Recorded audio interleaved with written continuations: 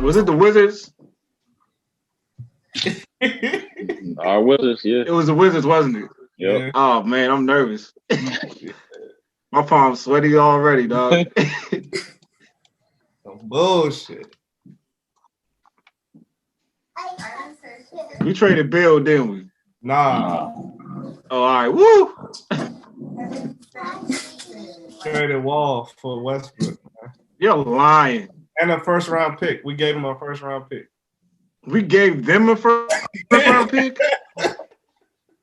You lying. I still don't believe that till I see it, man. I still don't believe that shit. I don't believe it either, man. I don't believe it, bro. That shit true. That's crazy. That's the reason I said I needed somebody to talk to. I'm like still baffled by this shit. Like for so many reasons, yeah. Like it's like we got an older John Wall. Like wow, they really did that shit. Wow. You thought we was bullshit? Yeah, I don't even know how to feel about this right now. And the first round draft pick. God damn. Like we traded the house for this battle. Like my initial thought is how Randall always says, like, you can't necessarily like try to react off the moment and everything like that. But like, dog, it's like this doesn't seem right. You know? Like I understand John hasn't played in 2 years. I understand that. But at the same time, yeah, I don't get it. Yeah. Hey, y'all think Russ gonna try to do some DC shit? You know how like he always gotta relate to the people of the town or some shit. Like I don't know, he might try to do some. I don't know. You know how he like to dress up in costume and shit. I'm a little disappointed right now. I ain't gonna lie. I'm a little disappointed. I was like really looking forward to Russ ain't gonna make us. I mean, we might get to the playoffs and shit, but I mean that nigga ain't gonna win us no championship. You know. Yeah. I would have felt better with John Wall because John Wall is a traditional point guard. Right. To play next to Bill, you know what I'm saying?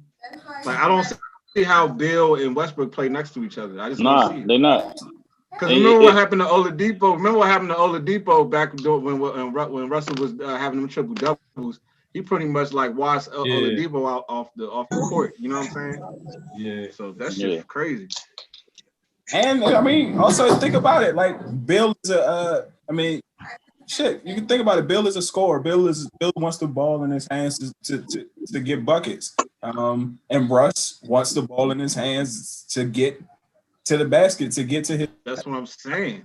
Like even with John, I think the way our team was set up, and this might be just me. I think the way our team was set up, we are set up better for John Wall in our team because hell yeah, that's what I'm saying. Dish and kick the ball out to the shooters. Russ get to the free throw line. He's gonna get to the. Yes, he might get past you, and he might give. I mean, like he might get an explosive, or he will get an explosive dunk, and he will get to the basket.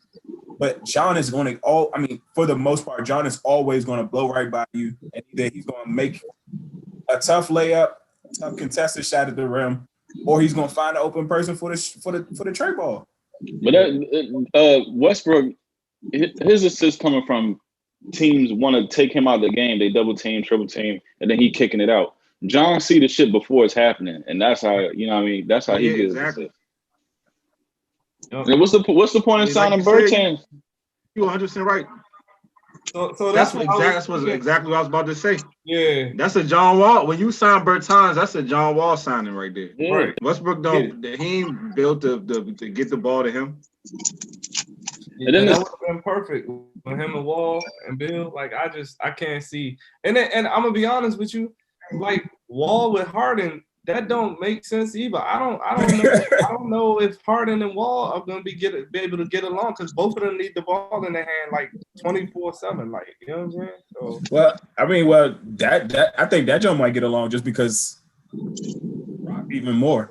Like they might push the Rock even more than because John's always gonna try and use his speed to get up. John Wall and Houston might be a problem off the court too. You know That's what I'm saying. Like both of them guys. John Wall with James Harden in the same city. And Oh, them Boogie. bitches happy as shit right now. And Boogie. Boogie's back with him. Oh yeah, John Wall, Boogie. That might have been part of the reason why part of the trade, because you know him and Boogie, they like best friends and shit. Yeah. So that might have played a huge part in that trade too. Boogie had an Achilles injury. John got Achilles injury. Like this is gonna be interesting. I don't know, man. Does that mean James staying though? Does that mean he's staying? That's what I'm saying. I don't know if they're gonna try. I don't know if they're gonna try to get him out of there. This fuck nigga Tommy Shepard just said last week, those are just rumors. So obviously it wasn't fucking rumors, you fucking asshole. That's how you lose the people. And then also even I mean, I guess that even makes even more sense. I think I wonder if the reason that you do that shit is like to not give up leverage. But even still, I mean, if the leverage was we're not trading them, but the deal is the same deal as it was before draft. Yeah. This is the same exact deal that they were talking about before draft day. This shit is stupid. And then it was like what was it like last week or something where John was at some like press event and they were like, John, do you care to comment on your on the reports that you requested a trade? And he was like, no comment. And they were like, John, this isn't like you. For normally, like you're a little bit more responsive and you're always talking. He was like, yeah. And they was like, I mean, so do you care to elaborate or say anything about the trade? And he was like, nah, no comment. Yeah. And, I don't know if y'all saw that one trade, but it said that Bill actually like kind of orchestrated it. And I know that John Wall and Bill talk. I know he acts surprised. Bill acts surprised on Instagram from his little post. But I wouldn't be surprised if them Bahamas like talked previously and he was like, bro, I want to get out of here.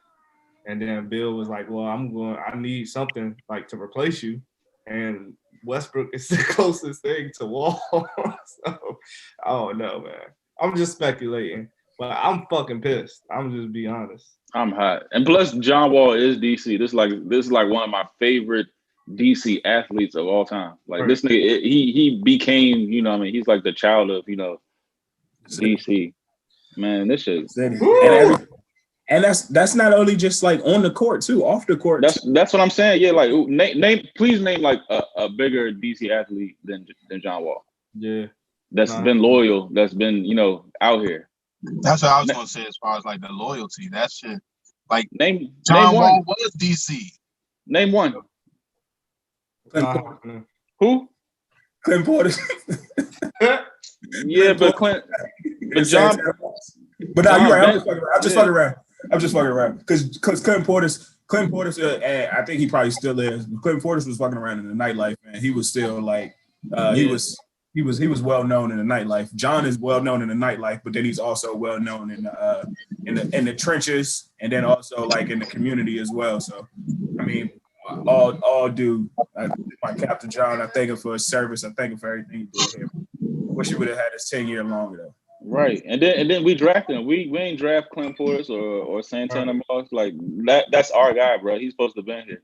Number one. Yeah, that's we gonna miss the Dougie, dog. He was getting them stupid max contracts before it was even stupid max contracts. That Bama like, wasn't he getting paid like 30-something mil or 40 mil a year at one time? But and then everybody's he got a terrible contract. He got a terrible contract. Look at these contracts they're giving out now. Like, right. That's what I'm saying. That shit. Oh, he got a terrible contract. He got a terrible contract when? 2 years ago? 3 years ago? One thing I do gotta look up. I gotta look up what Russell's contract is. It the same amount of years and similar, or I think he might be 1 year less. No, it might not even be. It's like like you ain't creating no type of space. It's not like you're gonna get rid of the player sooner. Like I don't get it. Russ is signed until 2023, so 3 years. 5 years, 40, basically 42 mil a year. John is 4 years, 41 mil. I'm trying to figure out when that ends though. Hold on 1 second. And then I was looking up like the playoff numbers. Like John Wall playoff numbers is Like, what more do you want from your point guard? Yeah. He was hitting over 13 assists, 14 assists during the playoffs. He was healthy. The only what's it called? The only bad game. I mean, the only bad like quote unquote. The only bad quote unquote series was the one he broke his hand, and like what was it? But he broke his right hand or what have you. Mm-hmm. That was the only game. I mean, only series that he didn't even take us to take us to the promised land, basically. Or I mean, like we know we ain't get over the hump. Hey. So it's an identical contract. Yeah, pretty much. 47 M's a year. It's identical. Plus, we give up a first round. Like I don't get it, man. Right. And Westbrook 2 years older. Yeah. But the bright side, right? If we're gonna look at it, a bright side of it, Westbrook, he can still, give you 30 any night. He's been playing at a high level. He's just not a winner. Like he's not gonna get you over the hump. But he'll still make us competitive though. That's pretty much. I think the bright side of it is just the fact that John Wall is injury prone. Yeah, that's true. Yeah, that's what I'm saying. That's true. That still don't mean because you never know. John will go to Houston and God forbid something could happen. You know what I'm saying? Because he's been fucked up for like, because he hasn't played for 2 years, and then wasn't he like often injured even before that shit happened? Yeah. Yeah. And Achilles ain't no joke. I mean, I seen highlights of him just recently, and he still looked like he got that crazy ass speed. But Achilles ain't no joke, man. That's what put Kobe out. Man. So as far as rebounds, though, who the better rebound point guard? Who you think? I mean, Westbrook. I think Westbrook average a triple-double. Yeah, I think Westbrook. Hey, but in all fairness, a lot of those Russell Westbrook triple doubles. I mean, I don't want to take anything away from him because you average a triple double. That's 82 games. But it seemed like a lot. I mean, not a lot. It seemed like sometimes it was like he was like padding stats, bro. Padding stats. Yeah. And that. Yeah.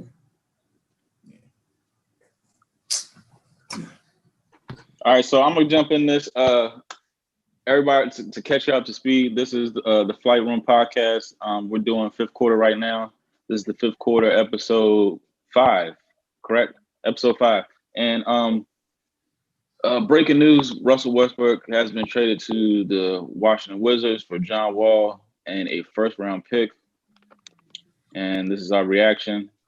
It's fucking dark days looming over the city. By the way, all of us are Wizards fans, right? Right. Pretty much, yeah.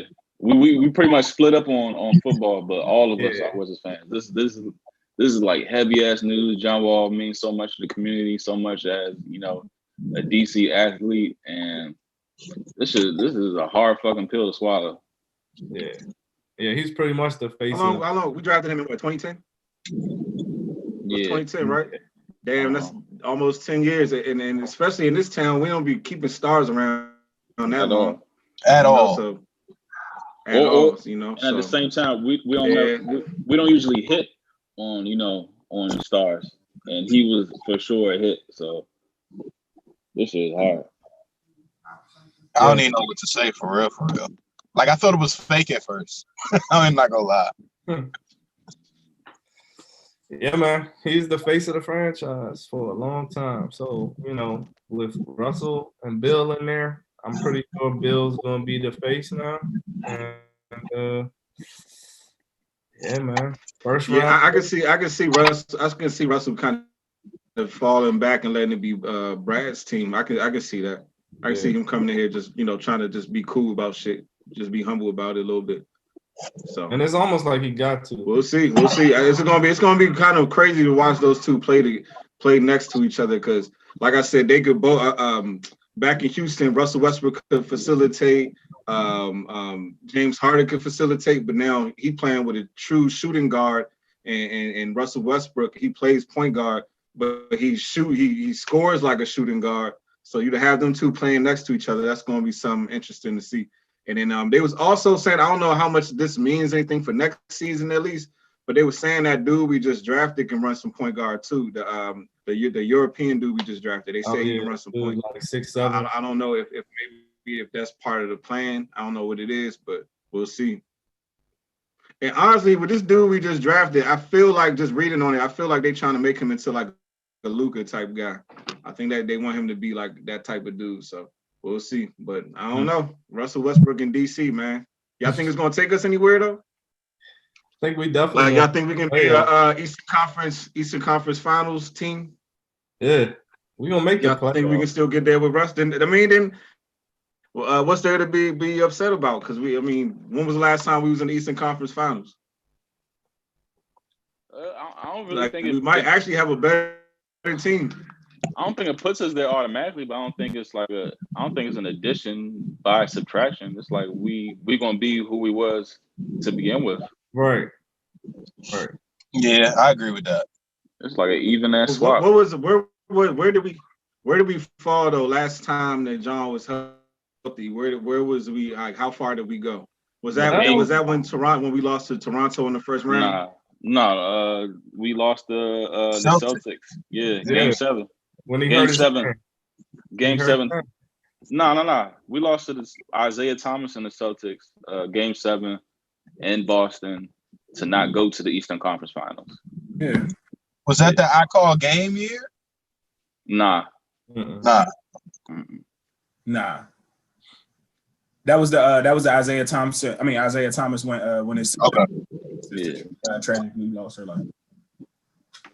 But John Wall was healthy that year. I'm saying when he hurt his hand, when he fractured bones in his hand that year, I felt like we had a chance to go to the finals. Yeah, I think that was the I call game year with Paul Pierce. Yeah, it was that year. Paul Pierce had to step up. I thought we had a squad that year, man. Hell yeah, we had a squad. And once again, John got a rack of people paid. Got a rack of people paid. Gortat's a bum. So what y'all think about the John Wall, James Harden potential pairing? I think it has a better chance to work than Russell and Harden because like John is more selfless. So and then he's gonna make the not so heralded players better on that team. Mm-hmm. And I think it also might work a little bit better too because I think in both of those situations, so in Russ' situation, Russ was drafted before James.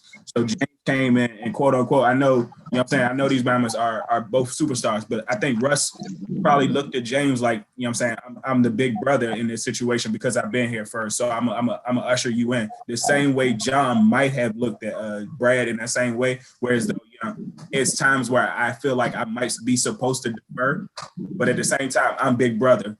So I feel like I should get my shot up as opposed to letting the hot man get his shots off. So I think that might help out the situation a little bit because both players are coming into a fresh, remotely a completely fresh start. I mean, Russ is coming into the same system that had him when he was at OKC with Scotty Brooks, but yeah, we'll see. I mean, that's another dynamic too to look at, that he being reunited with Scotty Brooks. I mean, that might mean something too. That might hold a little weight. But when the Thunder lost to Golden State, when they was up 3-1, was that Billy Donovan or was that still Scott Brooks? I think that was Scott Brooks. You think we might be overreacting? Yeah, I think that was Scott Brooks that year. You think? No. I mean, I think part of it is the shock of losing John Wall. He's been a part of our lives for a long time, though. Right. But I think if we start winning some games, I think people will get over it. I think if we start winning some games, that's what I was going to say because it is Russell Westbrook. Let's not make it seem like this thing is a bum. You know what I'm saying? We can't do that. Yeah. So one thing I was just thinking about too is y'all remember how much weight was put on Bradley Beal last year and how he had to play like almost like a two-way player and be a point guard and be a shooter and be a scorer and be a facilitator. Like he had a lot to do last year, and I don't think he ever backed down. Like he legit like put like 48 minutes into each game. You know, Yeah, nah, he embraced it. He embraced it all. Yeah, but I do feel like, you know, this year with Westbrook, you know, being in that, you know, role, like I feel like it's gonna be a lot of pressure off of Bradley Beal. Just because Westbrook can do pretty much everything that John Wall, you know, did. And I'm gonna be honest with you, I don't even know who has a better percentage in the perimeter. Like 3-point shot, like that's something we should look up too, because both of them are not really super effective behind the arc. But yeah, I'm just trying to look at it positively, and you know, from last year, if we're comparing last year to this year, Bradley Beal definitely has upped his game, and now that he has somebody that can facilitate with him, and that's a score, I think, yeah, I definitely think it's an improvement from last year. I'm just still hurt. I think at the end of the day, I think the Wizards front office just viewed him as damaged goods, and they was like, all right, let's just, you know. Yeah, I agree. Because I just don't see you making this I agree with that decision. 100%. You know what I'm saying? I don't see you making that decision and with everything, because John Wall isn't just basketball. John Wall is DMV. You feel me? So he was more of an icon than anything. So for you to make a decision like this, like they had to come to that conclusion that he was just damaged goods. Let's move on now. Let's get what we can and just try to rock. And if we could get Westbrook, okay, all right, let's rock with that. All right, so this is Westbrook's playoff numbers. I can't see nothing. I don't see nothing. Oh, for real? I see iCloud documents. Oh shit.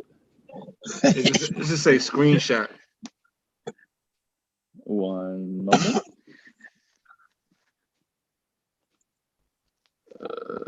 How old is Bradley Beal? I want to say 28. Oh, right?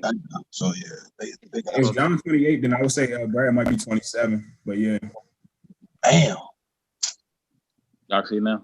Yeah. Yeah. You said this is Russell's? Yeah, this is Russell's playoff numbers. I ain't look up regular season because, you know, he's a regular season warrior. All right. These is playoff numbers, right? Mm-hmm. I mean, they okay. Except this last year. I mean, yeah, those are pretty damn impressive. Those are impressive as 25-7-7 or 25-8-8. Damn.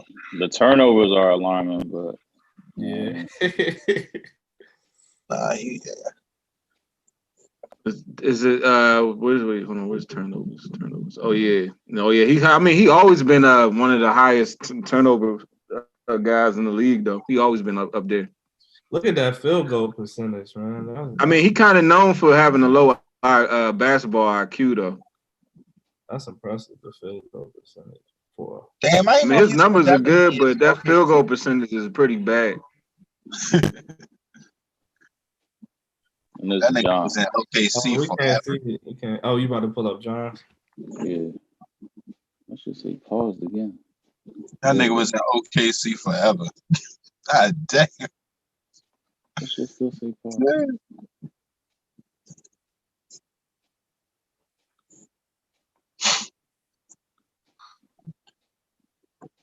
And I think that's part of the knock on Russell. You know, he'll come in and put butts in the seats. You know, he'll get the crowd hype and everything. But as far as, you know, you trying to put a team together, win the championship, I don't think. I think that's kind of why his trade value is kind of low.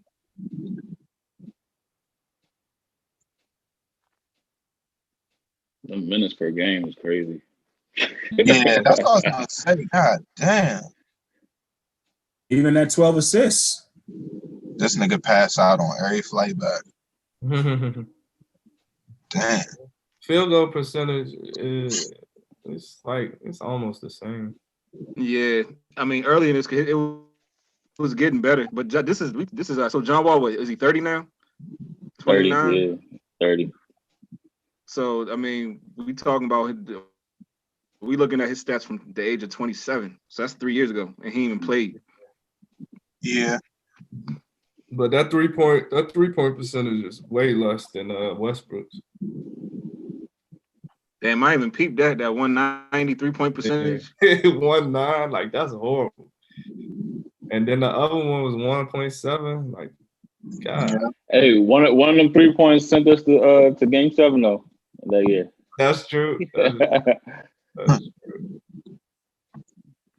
He shows So up. what y'all think, just real quick, what y'all think about people saying that Russell is almost like a cancer to the locker room and a cancer to, off the court? Like, do y'all think that's going to be that way here? Or you think Scotty Brooks is going to, tutor him and teach him like he did in OKC? Like, what you think? You think it's going to be – because you know how bad Washington, D.C. is with starting rumors and press and stuff. Obviously, yeah, obviously. Stuff leaking, right? Yeah, I do want to see. I do want to see how he's gonna handle the DC media. I would love to see that, and I feel like they're gonna want to get a soundbite, so they're gonna pick with this nigga, especially if we're not winning or if there's an opportunity for some sort of controversy or negativity. And you know how his personality is. I would definitely like to see they're gonna get some sound bites out of this nigga this season for real. That's definitely gonna happen. That's definitely gonna happen. But I mean, and I think the positive not Billy Donovan. What's his name being the head coach? Scotty Brooks being the head coach, and Russ having a history with him. He'll trust him. He'll have respect for him. So I think that definitely adds to the overall dynamic of the locker room. Just the fact that Russ is going to have respect for Scotty Brooks off the break. So I think that helps the team.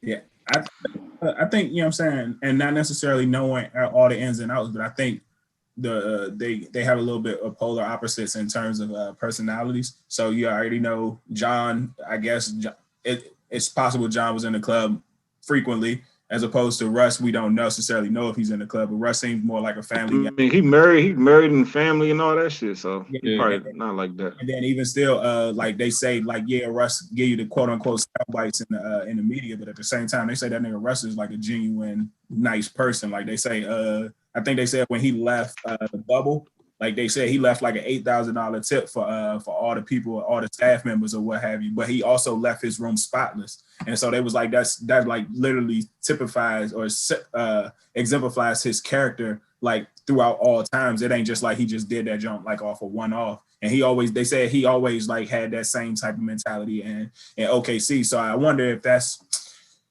I mean, but that would also mean that John wasn't quote unquote good in the locker room. If I were to say like it might bring a new breath of fresh air in the locker room. But I mean, it might just always be like a new fresh face in your locker room could help in certain situations. So we'll see.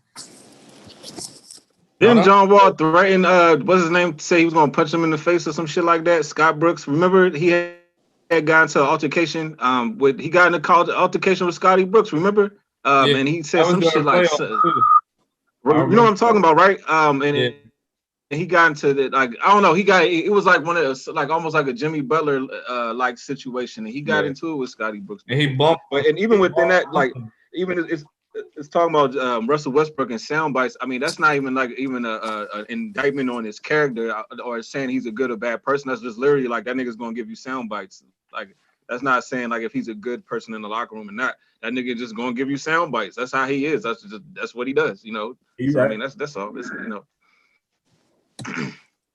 Go ahead, Randall. No, I'm just hot. I'm hot. Pissed off. Fuck these niggas. Fuck. What's the nigga name? Tommy Shepard. Fuck him, because the nigga said he wasn't doing it, and then he ended up dealing this shit. So he said he wasn't. Yeah, you was meddling beforehand. You a hoe. What if John forced the joint though? Yeah, he probably did after the fact. Like, what if he forced his way out? I think he probably did after he heard the rumors. So it's like, yeah, you know, y'all might as well go ahead and do it if you say you're gonna do it. But the fact that you're like, oh no, nothing's happening here, you could be like, oh, we exercising our options to make our team better. That sounds like a better fucking quote than, you know what I mean, oh, John's gonna be here. Like, Fuck out of here. Yeah, I think when he probably heard stuff about that, he probably like, you know, like proactively like requested. Yeah. And then like DC sports fans, like we're not stupid, bro. Like we know what's going on. Like don't you know talk to us like we're stupid. Don't do that shit. Like we know about our team. We know about sports. Like we've been sorry for a long time. Most of these sports. Like we So, like, seen this coming. Yeah, don't fucking. You know what I mean? You're the new guy. Like don't do that shit. Right. Spoken like a true fan, sir. God damn. Well, this is the reality we have, though. Then we got to play, all right. you know. But outside of us, man, like let's move on. So like, what? Who else is having a decent off season as far as like acquisitions in the NBA? Shit, The Lakers. Yeah, let's talk about the Lakers getting God damn. They got up. Shooter, And Montez Harrell, Marc Gasol. Mm-hmm. And Wesley Schroeder. Matthews. Wesley Matthews. And Schroeder. Yep. Yeah, and Wesley Matthews. Yeah, so they got Wesley Matthews, shooter. Schroeder can score. Fucking Marc Gasol can score. He's a good defensive player. Harrell gonna give you hustle points, rebounds. He can score when he wants to. So I mean, I don't know. They look like they're gonna be right back where they need to be. And LeBron just got that bag today, the 2-year extension for $85 million. So he's motivated. Yeah. Y'all think they might be better than they were last year?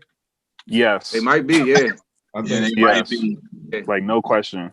They're Well, I think they like filling in gaps, man. Like LeBron is, and I think they're stacked, bro. Yeah, we talked about this as a group on Flight Room, but LeBron is a cerebral player, man. As much as he is athletic, like I feel like he analyzes the game, and this season he noticed like the gaps and where they was lacking, and all he's doing this year is like filling that shit in. Like, yeah, man. Nah, and they were proactive like early. So they about it. And who's gonna turn down a chance to play with Bron, man? I feel like that's a ring. You already know you like gonna be in the finals. You already know that shit if you join the squad. All his moves are calculated. He knows what the fuck he doing. I think they're gonna miss Rondo though. They're gonna miss Rondo. Yeah, Rondo was key. That was the second squad I was gonna say that made some good acquisitions was Atlanta. They came up a lot. They got Gallinari. Who else they get other than Rondo? Gallinari, Bogdanovic, old boy from the Kings. Yeah. They got who last year they got dude from Houston. Who's big man down there that they traded off that they should have never got rid of? Oh, Clint Capella. Yeah, they got Capella. Damn, they got Capella? Yeah, they still got they got him. Like he was hurt though. Who else did they pick up? They picked up somebody else too. Gallinari? Yeah, I said Gallo. Yeah, he said that. It's one more, I feel like, but nah, they looking all right. They got a little squad. But see, the thing with Atlanta though, where they perimeter defense at though? I mean, that's what it.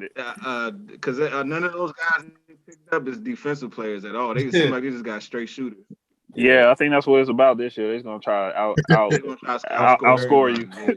That's the league now, though. Because Trae Young don't play no D, but he can't. 30.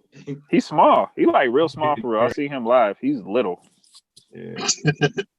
I would say Golden State, even though it was a big loss with Clay, but getting Oubre, drafting Wiseman, and then finding he might be a gem in the second round. Nico Mannion from Arizona. Oh, that boy can hoop. Yeah. He can hoop.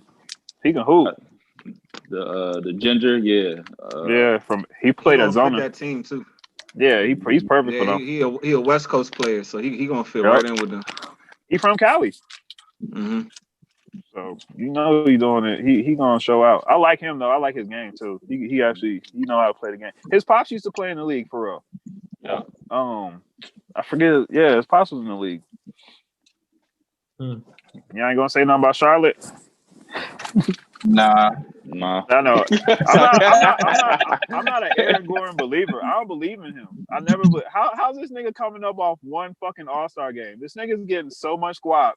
He's not even like that to me. Wait, who?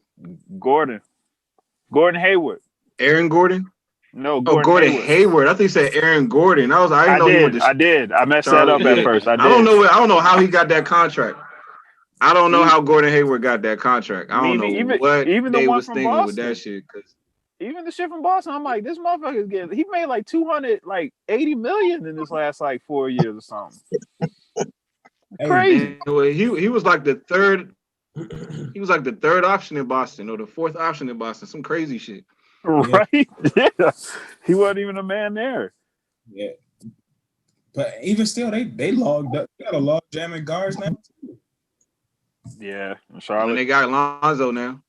Yeah, they got. Oh, not Lonzo. Melo. LaMelo. Yeah, so they got Melo, they got Terry Rozier, they got Devontae Graham, they got Malik Monk, they got fucking Gordon Hayward. I mean, I'm not guards are upper echelon guards, but I don't know. I feel like you got to make some type of move to get some type of other presence, but we'll see. Yeah, you're right though. We'll see. They can make it work in the East though. What moves did the Pelicans make? Did they make any moves? Like, they gave up Drew Holiday. Drew Holiday. Yep. Yeah. Oh yeah. What they get to the that? Bucks? But the Bucks gonna need more than Drew Holiday. Yeah. But hey, the Pelicans flipped. So they flipped Drew Holiday for not only some picks. I think they got like 3 first-round picks for Drew Holiday. They got Eric Bledsoe. Then they somehow another flipped that, and they still got Steven Adams out of that deal. I mean, out of a similar deal. I think he's gonna make Zion better. Yeah. Wait, the Pelicans got Steven Adams? Yep. Yeah. Somehow another. That's what I'm saying. I didn't even know that from OKC. Yeah, I forgot about that one. Oh, I didn't know that shit. That's big. That's huge. That takes a lot of pressure off from Zion down low. Right. A lot of pressure off. Yep. They somehow Steven Adams probably the strongest nigga in the league. That hands down. Shit. Hands down. Yeah. Nigga's an animal. That's pretty good. And they got Bledsoe for a backup. Yep. So yeah, they might be a little better this year too. Well, shit's about to start in a couple weeks, so we'll see. Yeah. Got some good games for Christmas too. I mean, I think one of the biggest ones for me, it ain't no real acquisition. I would have thought it would have been the Wizards, but the biggest one for me is the Nets, yo. Like being able to get KD back. Hopefully he's healthy. Then you keep Joe Harris, and then you keep everybody else that was in that same nucleus around him, around that team. They're gonna be a problem. I think they are definitely like I'll probably put 75% a good percentage to win the East. Okay, that ain't bad. Oh shit. Yeah, I think, and I'm a Kyrie fan. I know a lot of y'all are, but I know to me he says things that are detrimental to the team. I don't know if y'all remember last year, like halfway through last year, but he was like, but he was right though. like, we need a couple more pieces. We can't do it with what we got here. And if you think if you think about LeVert and Harris and all of them Bamas, like they actually had a squad even without KD. Mm-hmm. So I don't know if I was LeVert and them and the leaders say, then what he does. We ain't gonna be able to do it with y'all. Like, I don't know, man. That's not what you say to a team, bro. So I don't know. I feel like if he stay out the way, like verbally, and build the team up. And people said this in the past too. Like teammates said that he's not a good leader, but I feel like he need to learn from KD or somebody, because he need to have positive. I think that's well documented with him. Yeah. And I don't know how they could change that, but I mean, shit, if you winning, I could see them winning fucking like 80% of their games just because of the squad. Mm-hmm. But we'll see. Hey, but Kyrie been to the finals, so like he know what it takes to get there. So he probably could say it's not gonna be these guys. Yeah, these guys not gonna win it for us, but. That's not good for the team, nigga. You got. I know. But I'm just saying he would know, even though I you're see, not I supposed see to say Shaq it. point Yeah, though. I see Shaq point though. Yeah, me too. I know what he's saying. Because these niggas is playing with egos, man. These egotistical ass athletes. Yeah. They've never been told shit. They've always been, you know what I mean, like hearing some shit like that too. Yeah, these niggas. But it's funny you saying that because I feel like that's the part of the reason why they got Kendrick Perkins all over ESPN right now, because I feel like he's a former player. He's had relationships with these guys, and he pretty much can just say what the fuck he want to say. And I feel like he kind of have a position to do that. And I feel like that's the reason why they got him there, because that nigga don't care. You know what I'm saying? Like, I feel like some of those commentators, they be trying to protect relationships. I don't think Kendrick Perkins care about relationships. You know what I'm saying? I think that nigga, I really believe that nigga has like a survival type mindset with his style of commentating. You know what I'm saying? It's like, I gotta do what I gotta do for my family. So if that means I gotta trash you niggas, I'm gonna trash you niggas. And I feel like that's why a lot of other NBA players be like looking at him sideways, like, nigga, you act like you don't know what it's like to be one of us. And then here you are coming on ESPN shitting on us. You know, it's like kind of like they put the battery in Kendrick Perkins' back, push him to the front of the screen, and then hide behind him. You know what I'm saying? Like, that kind of feel like that's the role he be kind of playing on ESPN and shit. But I don't know. What y'all think about that shit? I think that was a great analogy. Hell yeah. Because it do make sense. It's like him and Stephen A are the ones that's supposed to take all the shit. But you're right. Stephen A don't be putting no players out on blast or nothing for real. For like, he don't be giving out no. Yeah, Kendrick Perkins is just one of them niggas. He don't give a fuck. I feel like. Yeah, he don't give a fuck, but he never. No, he don't. He never crossed LeBron. If you notice, I'm talking about LeBron. Every time he got his name in his mouth, he just he on payroll. He on the payroll. Trust me. He didn't and then he like with the questions he just divert to like a whole nother player. He like but this, and so yeah, that's just funny. But I agree with you, Marcus. Like I think it's entertainment, and I think since he was in the locker room, you know what I'm saying, he was in the locker room with the Nets, with the Cavs, you know what I'm saying. He pretty much got shipped Celtics. off. Yeah, Celtics. Yeah. He knows the players. He knows, you know, the ins and outs. Like, I don't even think he was like above average player. So for him to be able to speak, he was below average. Yeah. So that it's just different for me. He was out there for the fouls. For me, like usually when they bring you on, like Jalen Rose and some of the elite players, like it's like you actually prove yourself. So I know it has to be some aspect of him just having no filter, you know what I'm saying, and just like talking about the players, because it's not how he played, and it's not really his mentality of the game, because he didn't do it the best. So, and then can you guys give me an example of something that he said? Because I'm unaware of like what he, like something negative that he has said. Like, what was controversial that he said?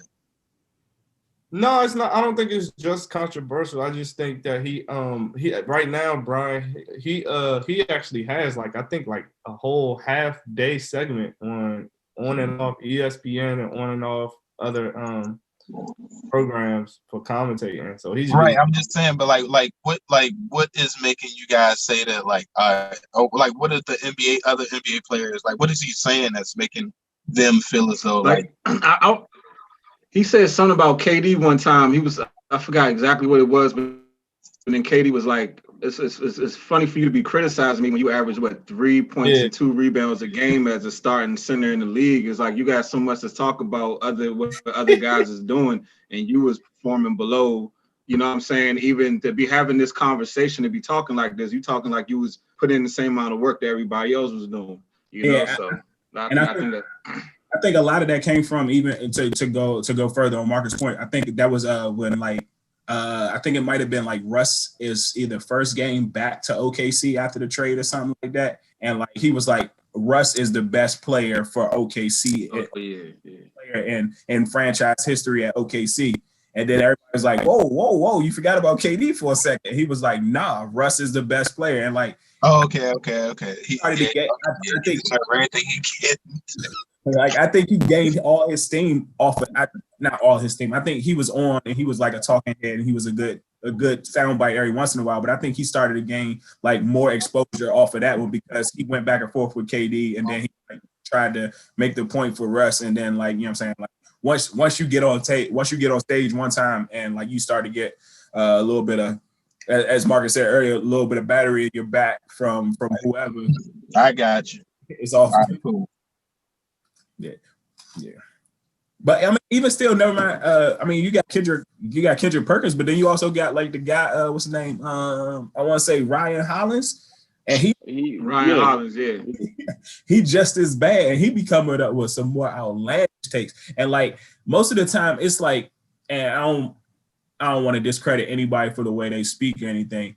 It's like well articulated people that went to either went to college or went to the universities and actually like put in some groundwork to become like some type of analyst, even if they weren't necessarily like the greatest of basketball players. I don't know what Ryan Hollins' background is, but I feel like he articulates it a little bit better. And the only reason I say that is because Kendrick Perkins is so freaking Southern. I mean, like literally when he comes on, he talks and he don't care. He talks, I think he's from Texas. He talks with his Texas accent, and that ain't nothing wrong with it. But I wonder if that's also just like a different sound bite or a different like verbiage that they're not used to hearing on TV. And that might be another reason why he has become so popular. But I don't know. It's not like he's calling the game like and breaking the game down or breaking it down like Russ. I mean, like Tony Romo does or anything. Right. But yeah. Yeah. You right. No, you right about that, man. Yeah. Hey, did y'all see that clip when I forgot who was interviewing Blake Griffin, but they was interviewing Blake Griffin, and they were saying, Blake, you know, they got people commenting on, you know, such great players as, and when he said great players, he's like, like Kendrick Perkins. He's like, oh. Yeah. He's like, great player, nigga, what? Yeah. Nah, but Blake got personality, though. That's why I used to fuck with him, you know. Yeah, he got personality. But you see how he fell off after he left LA, man? No, he ain't got no commercials. No, none of that shit no more. Detroit market. You need to stay healthy. Yeah, at one point the NBA was pushing him hard. Yeah. Kia, all that shit. When he was everywhere. Yeah, they were pushing him hard at one point. When he had that dunk contest and jump over that goddamn Kia, and all I seen was Kia commercials for the next 3 years. Yeah, real talk. Kia's still on it from that. All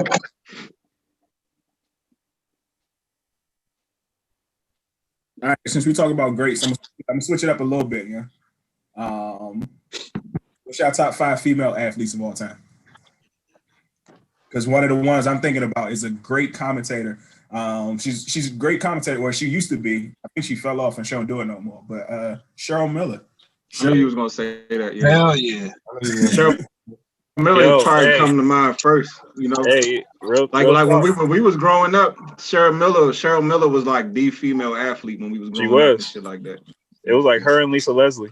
But and Lisa Leslie, she was another one. And for real, just off remembering, just watching with my eyes, was Cynthia Cooper with Houston, the WNBA. Like, she was fucking cold. She was like the female Jordan back then.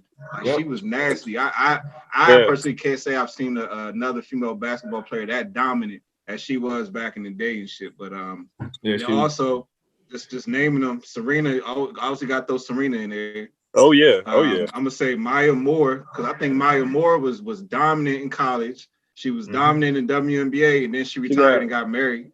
You know what I'm saying? She got 4 rings. She got 4 rings. Hey, Maya Moore was. She was. And the crazy thing about Maya Moore, you saw her like when she quit or when she like retired or whatever, when she was doing like the stuff getting niggas out of jail or whatever. She ended up marrying the dude she got out of jail. Yeah, that's wild. That's what's yeah. So you know what I'm saying? She literally gave up her career. She literally gave up her career for that nigga for the most part. Yeah, real talk. Like, you know what I'm saying? Focus to get him out. In the heart of her career. In the heart of her career too. At the top of the game. At the top of the game, she. You know what I'm saying? He ain't gonna never. And then Diana Taurasi. Yep, Diana that's my Taurasi. top 5. Yep. I think she's a legendary. Yeah, Diana Hell yeah. Taurasi up there, young. And in China from the WWF, she definitely up there too. China was the shit back then, man. Yeah. Your list look like Who mine. y'all I had got? Who y'all Serena. got?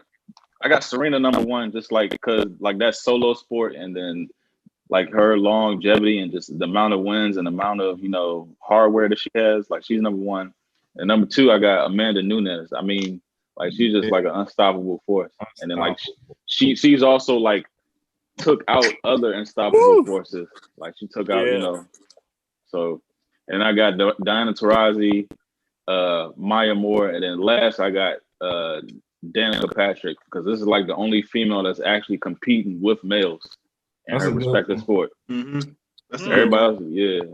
Like, that is, yo. I didn't even think about her. That's a good. I didn't even think about her. Yeah, I had her third. Yep.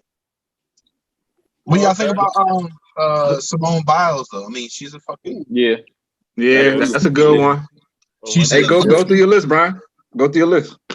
So yeah, I had Serena Williams first, and then I did have Danica Patrick second, just because, like Red said, she's in the she's in a sport where like she's I mean her competition is the other.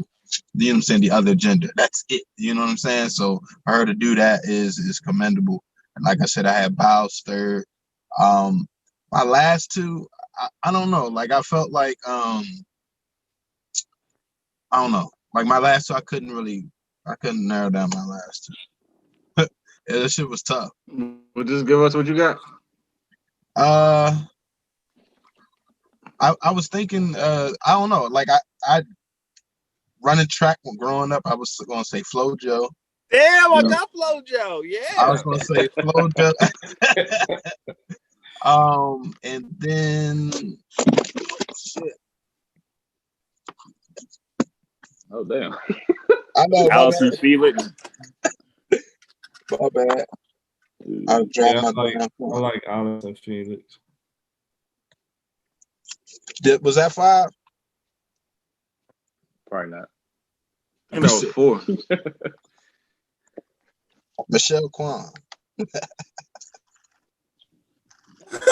Figure skating. That's I ain't heard that name in a long ass time. That's because I was gonna say Lisa. Be your mom fuck with figure skating. That's why you got Michelle Kwan. I know. It's crazy. I grew up watching that shit. Right. That's probably why I put those Olympians in there. You're right. Who you got, Al? You got Al. Go ahead, Al. All right, I got so like I said, I got Cheryl Miller. I got FloJo in there. I ain't got no top. I ain't gonna rank them. Growing because I played soccer, I got Mia Hamm in there. I remember what she did with the number 9 for the USA jersey. Yeah, it's like the only Jackie time Jordan, ever, right? Yeah, Jackie Joyner Kersey. Mm-hmm.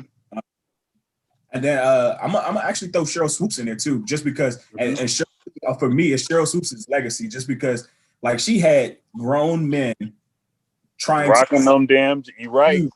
Not only just like not a unisex shoe, but like women's shoes, like trying to do the conversion. Oh, I wear a size 10. I need to get a size 11 and a half in women's.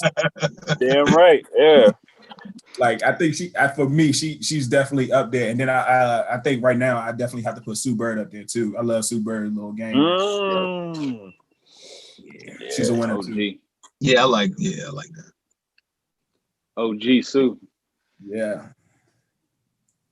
I wonder if that's just a product of the moment, but I really love Sue's game, and I really love like what she's done over her tenure too. Yeah. Right. She came back to 1-1. I got a lot of similarities too. So I got Serena. I got Serena at the top. I got Danica Patrick. I actually I'm gonna take it back to our era, and I'm gonna throw Dominique Dawes in that hole. Yes, sir. She was like, growing up, she was like the it female athlete that was like getting gold, like you know what I'm saying, like Silver Spring native. Yep. Yeah. Yep. Got a restaurant out there. Yep. There you go. There you My go. cousin seen her at a go-go before. Oh yeah. Yep. There you go. There you go.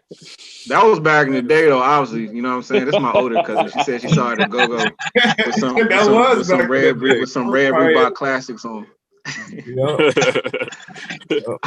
And then I'm gonna throw Simone Biles because she's like the Dominique Dawes of now. Yeah.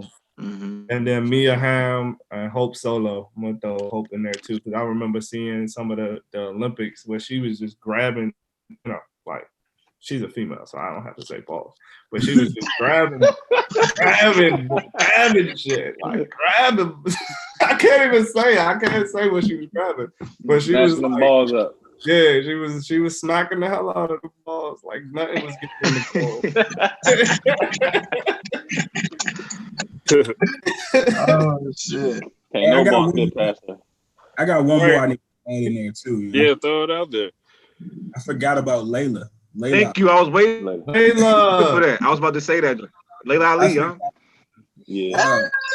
Who's the other who's the other boxer? She like retired or she retired or she's still boxing, but she's about to join USC. The other, she said she was better than I don't know. I know I just know she from like Flint. Yeah. She about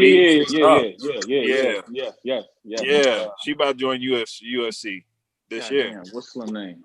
Oh, she about to join. You talking about the I don't know why I'm drawing a blank. I know what her name is. I know her name too. But yeah, her like she's straight too. Clarissa Shields. Yeah, there we go. Clarissa Shields.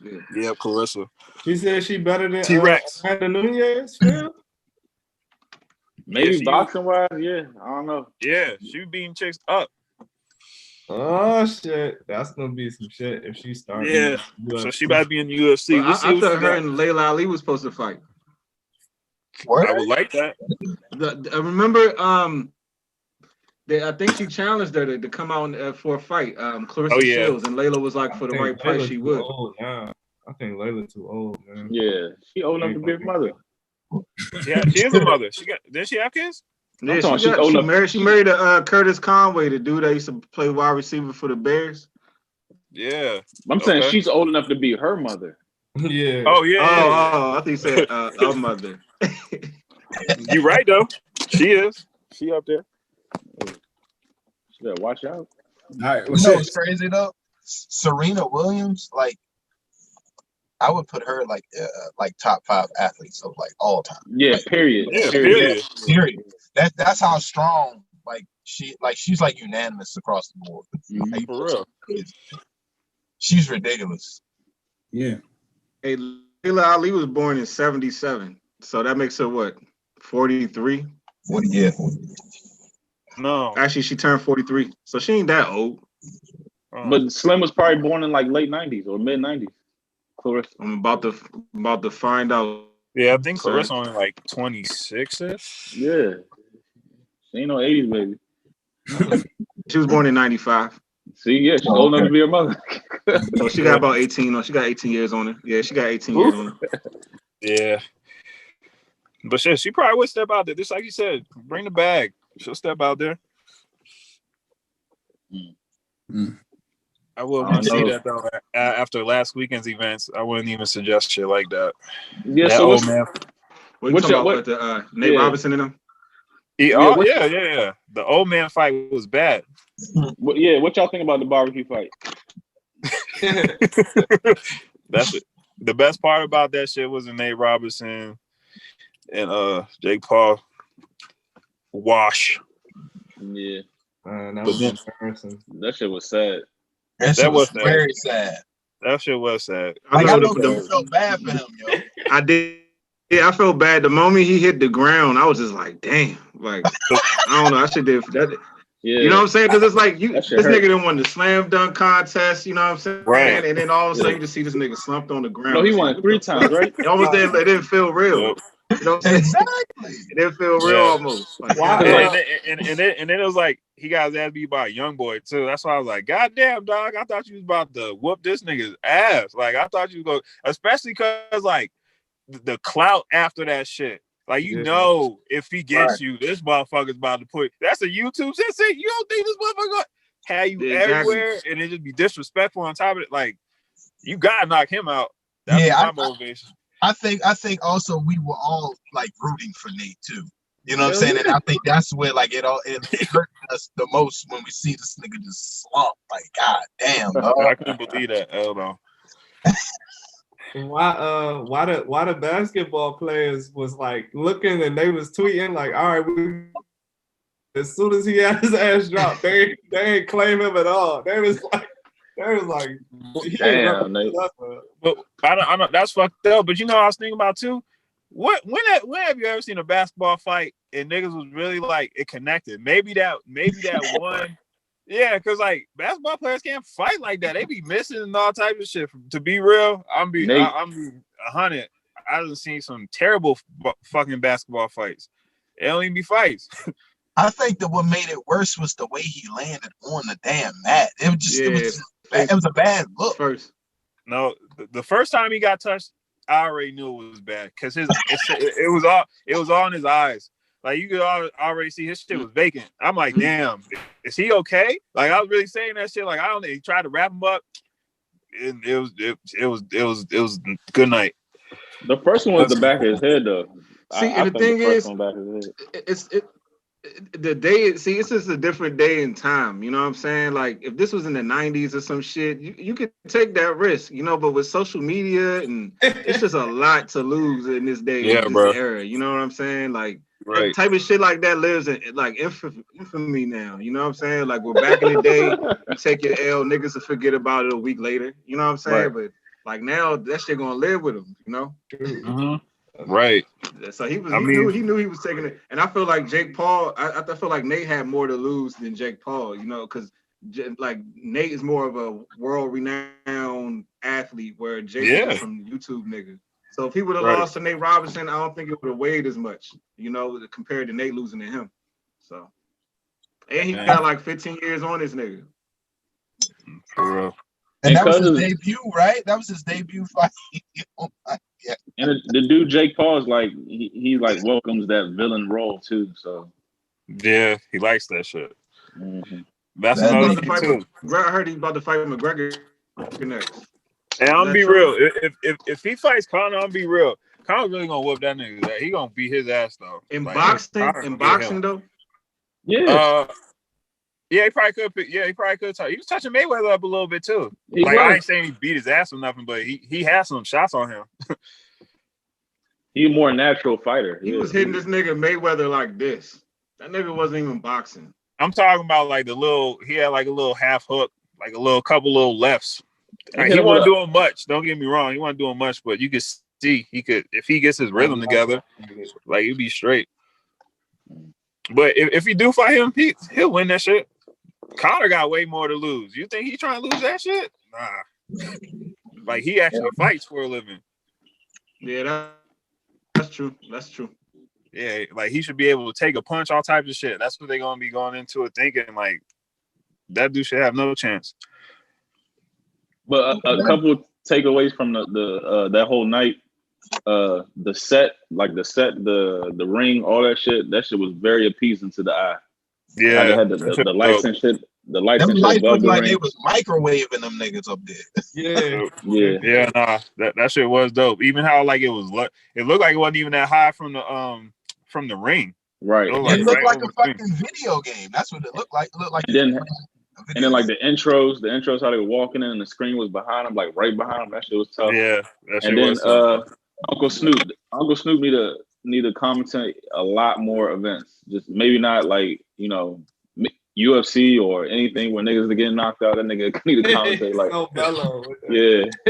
Yeah, nah. He was good, man. It was entertaining, to be real. That was more entertaining than I thought. Like they even had all the little side concerts and shit. I wasn't paying attention to all that, but you know. Yeah, they need to dumb that down a little bit, but yeah, that St. John shit, that nigga had a whole concert. Who else was up there? Wiz. Sidebar. They pushing the industry is pushing that St. John nigga on the low. So next year, prepare to hear his name a lot. I ain't trying to get off the sports topic, but that nigga's name, he gonna be around. You're right. Oh, and so I mean, what y'all think about the whole Tyson and the Tyson and Jones fight itself though? Like, what was y'all outlook on it? That's exactly how I thought it was gonna go. Like two out of shape niggas, really not trying to get hurt, but like trying to mix it up a little bit. And then Roy was trying to tie him up a lot. He had a reason to, but I knew you wasn't gonna get your money's worth. That's why I ain't paid for the shit. But right. Yeah. I think clearly I think Tyson was just overall in better shape than Roy. So he lost 100 pounds. Blair, like I want to say right around like the end of that second round, Roy was he was sucking wind because I was like, damn, he looked tired, yo. He looked tired like a motherfucker. So that was like one of the biggest takeaways. I was like, all right, so Tyson is still, and also Tyson still got that look where he just don't look sane, yo. And like he just don't look like he look like he could just snap at any moment, yo. Yeah, he always look like that. Even when he smiled, like that nigga always look like don't say nothing wrong. He always look like that. Yeah, like a pit bull off the leash. Yeah, like you just don't want to say the wrong thing to that nigga. Like, hey, when he was getting interviewed before the fight, and he just started laughing at the dude, and the dude was like, And then he did the goat lecture. The goat. You got two goats right here. Yeah. So I can help other people now. Mike, best of luck. We'll talk to you afterwards. Thank you very much. Nice to see you. Always nice seeing you too. Goat. Goats. The goat.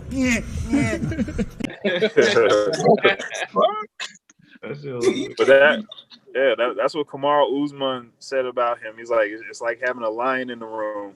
He's like, you gotta be careful.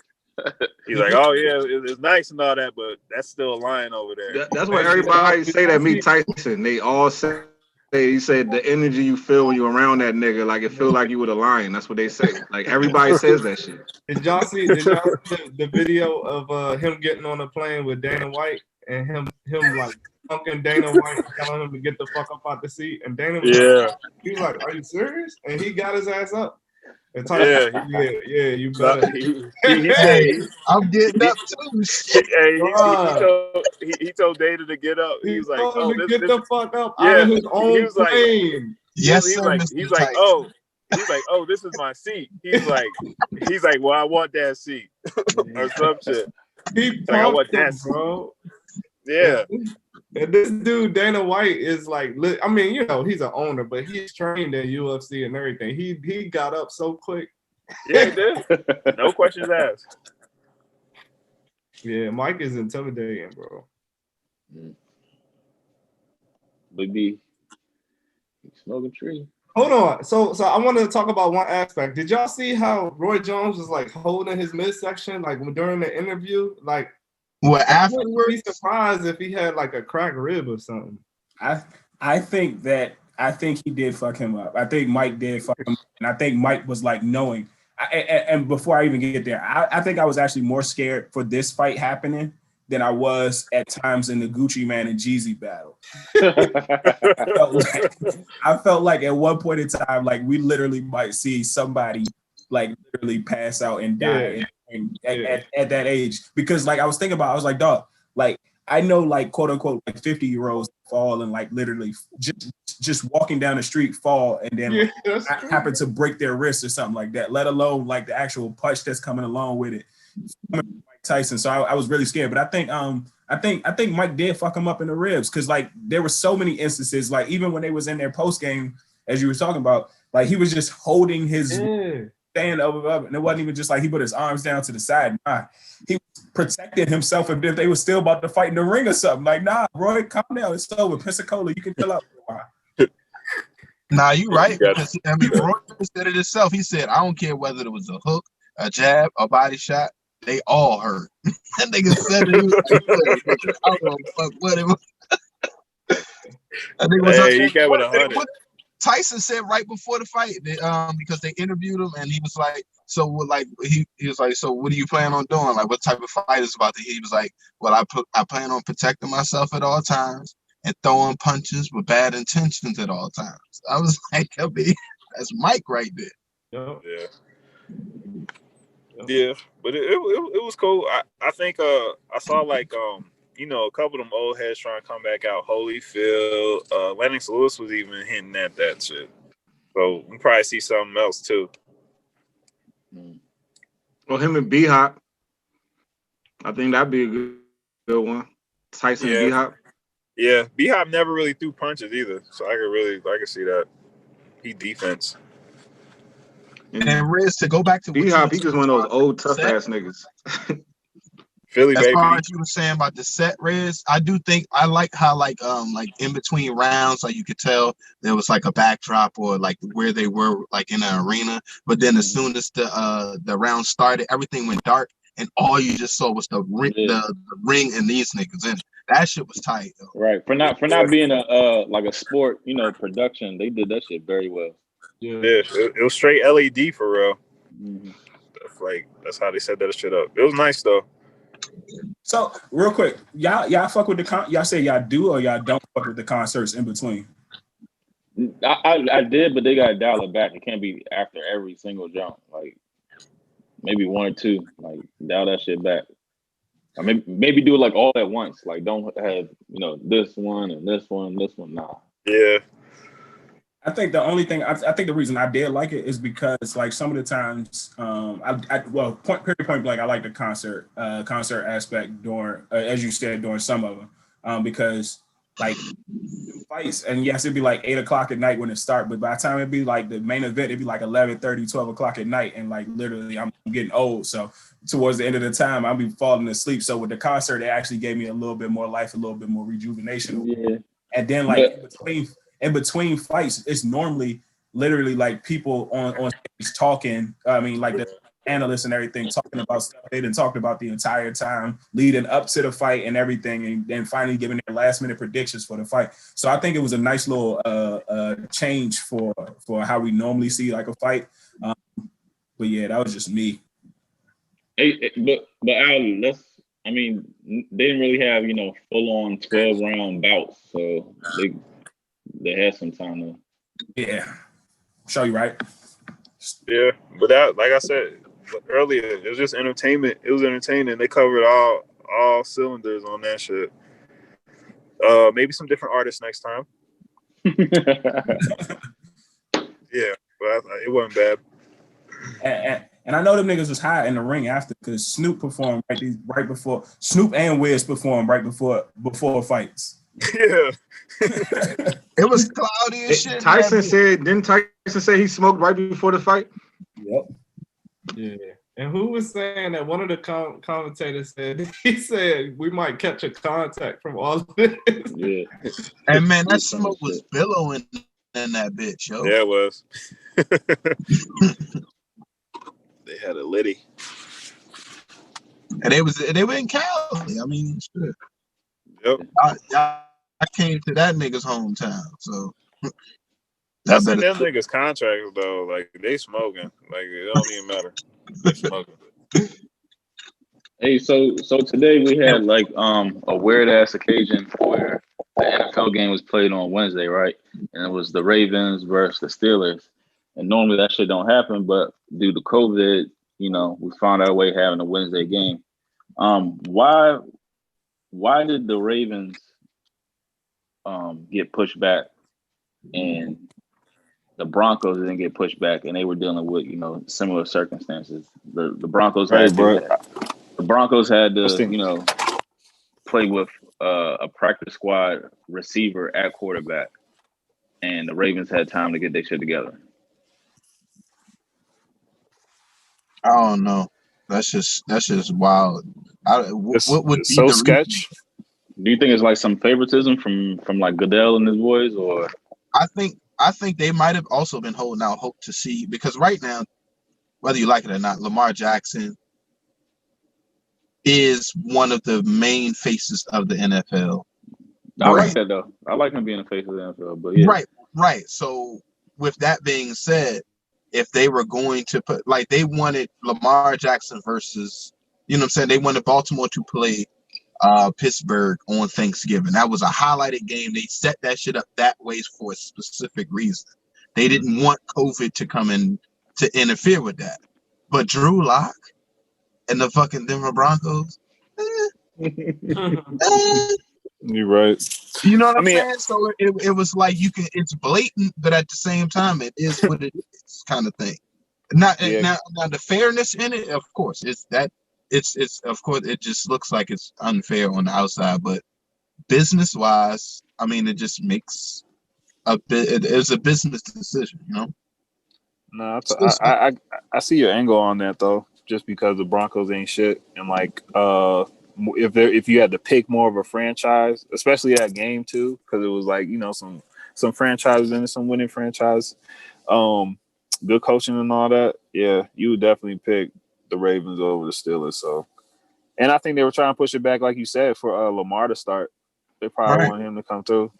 They pushed that bitch to Wednesday. Like how that sound? We had a Wednesday game. Shit, it was on Tuesday before that.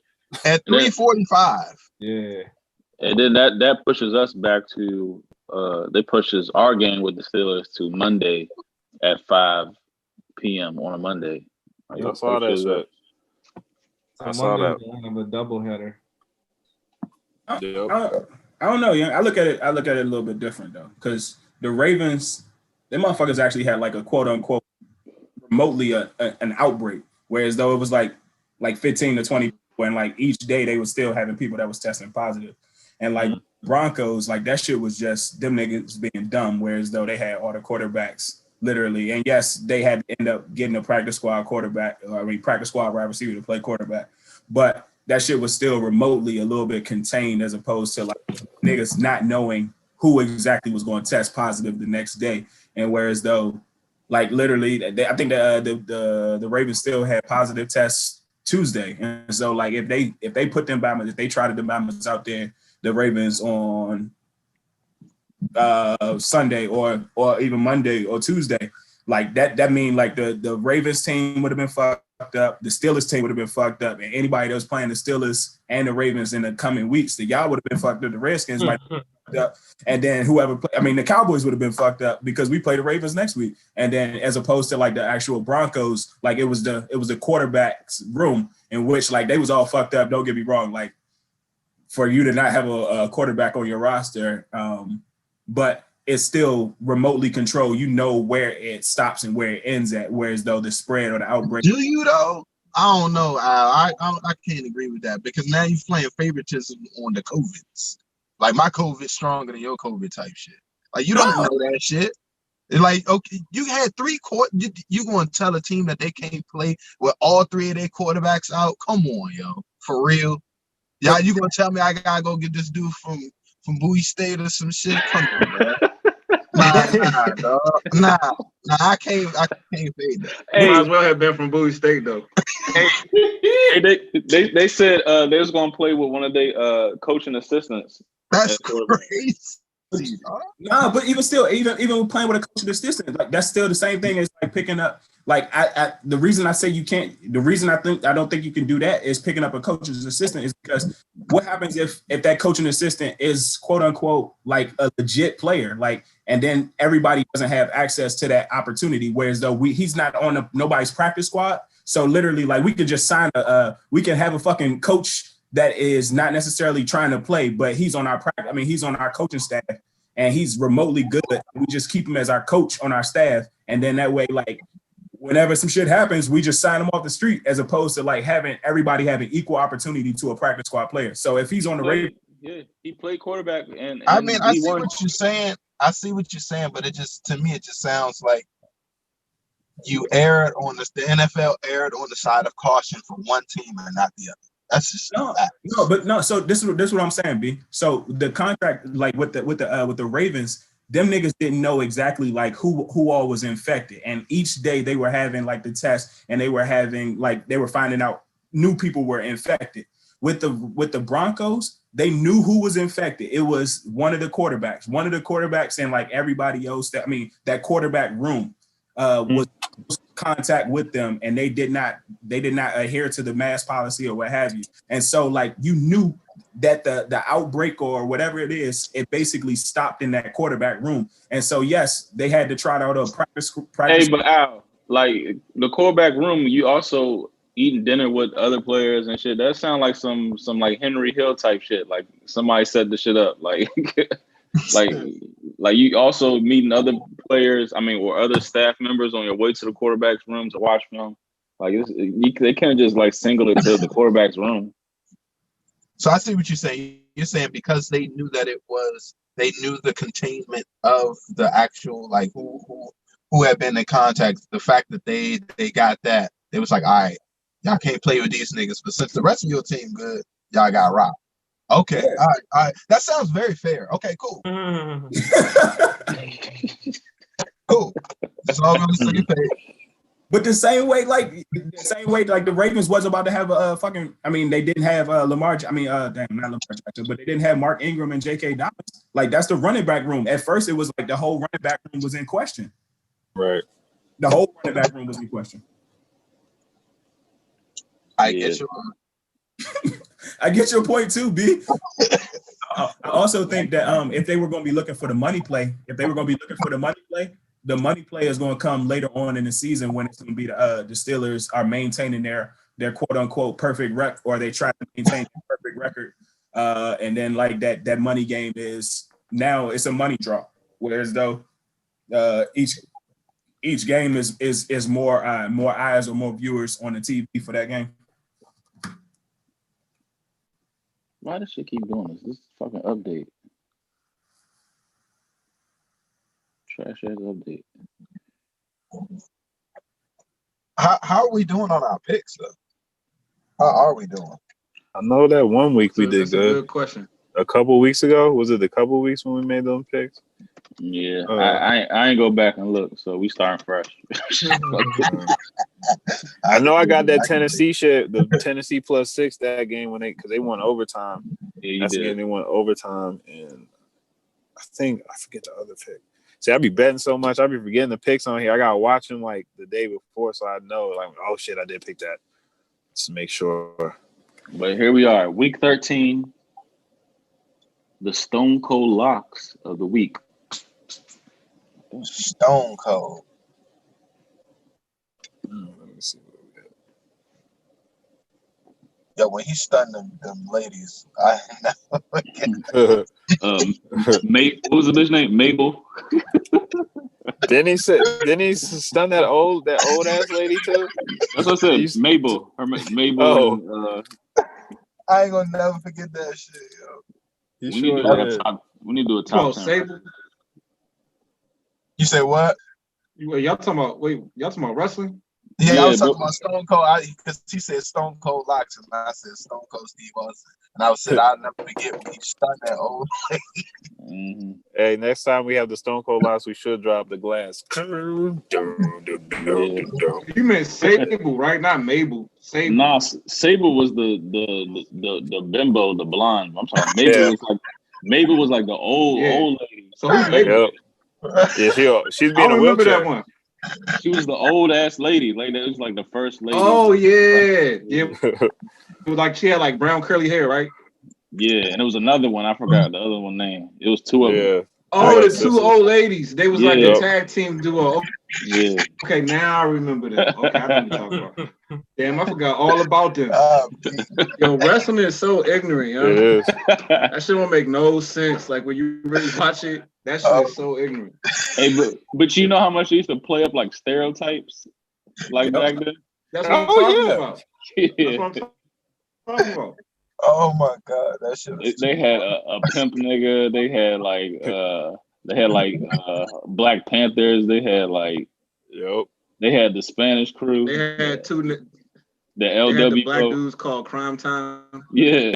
The Nation of Domination. They was like the Black Panthers. Remember that shit too. The Hardy Boys, and they was like the golf niggas, and then they had. But anyway, here's our Stone Cold locks of the week. Wait. Where we at, Reds? Where we at on the? I don't see the skins on here. Yeah, you're right. That's because I The game got pushed. Yeah, the But game got pushed.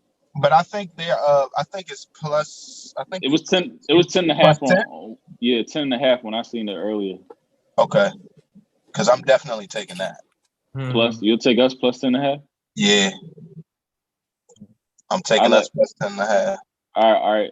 I'll let everybody look over, and then B, you gonna start. All right, cool. I think I'm good.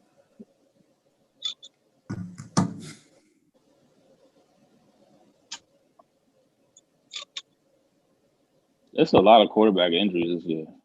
All right, I got mine. Yeah, It is though. Yeah. Oh, I didn't even. They did move that game. They moved that Buffalo Niners game to Arizona. Yeah, they can't even practice in San Fran no more. That shit crazy. Too many distractions. Everybody ready?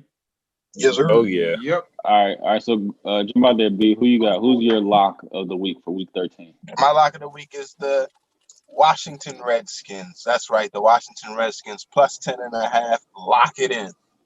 Lock in. Say Al. Who you got, Al? I don't care. I'm going with it. Give me the Seattle Seahawks minus 10. Seahawks minus 10 over the Colt McCoy Gigantes. Yes. Okay. Shaq, who you got, Shaq? Give me the Bills minus 1 against San Fran. Okay, that's a pick 'em. And Miami minus 11 against a team that lost Joe Burrow. That was a bad entry too. That's the worst one. Probably the worst one. Yeah. Okay. Porter, who you got? Just like you said, that Joe Burrow shit was the worst injury, and y'all did it to him. But I was gonna take. Yeah, you're right. I'm gonna go with Kansas City, the lock. They're the underdog. I see it plus 102. Put the house on that because they're about to destroy Denver. I take the minus 14 on that too.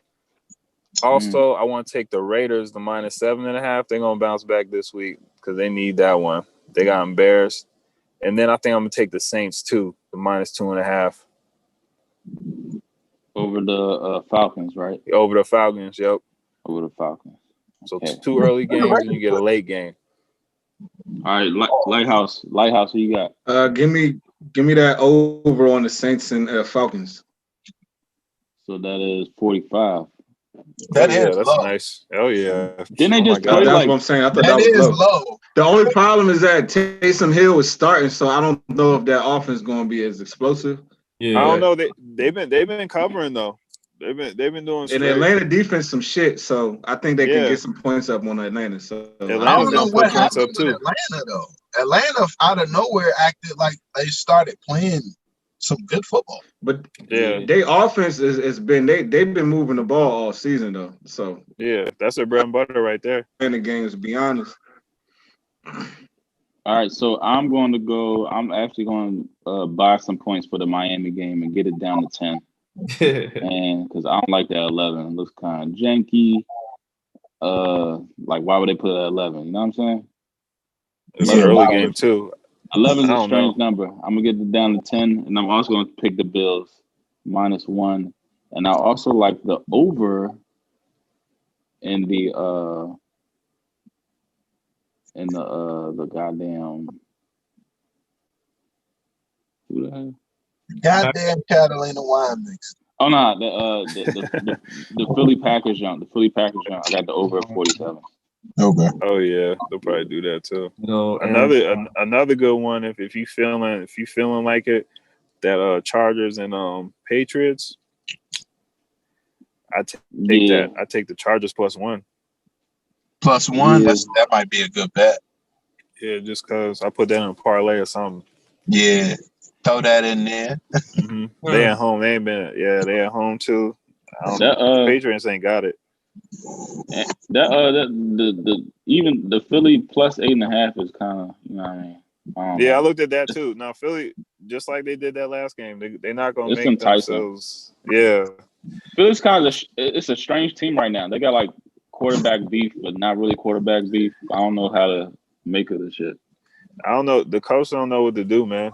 That's what it is. So P, since you're a Philly fan, like what would you do? Like what would you like to see happen in Philly right now? There's no way I would start Jalen Hurts like over Carson. Yeah, I wouldn't do that smack. either, man. Yeah. I thought during before the deadline we were gonna try to make some moves and get somebody in there decent. Like I'm talking about offense, like some receiver shit, and we need a corner very bad. We need like some size. We look like little kids out there on some of these like receivers. Nah, seriously, There's Slade strapping though. Yeah, he's all right, but he got taught some shit this last game. I ain't even gonna front. Nah, that was bad. DK Metcalf, bro. I know. But he's elite too. That's what I'm saying. Like, and that's the reason they got him, or we got him. I'm just like, I don't know. Hey, Phil, you might need to blame your D coordinator more than you blame. I don't know if you're blaming Darius Slay, but you might need to blame your D coordinator, who apparently walked over to DK Metcalf before the game and said he's not making sure. I know. Why would you do that? Yeah. Anything to poke the bear, yo. I never agree with that shit. I never agree with it.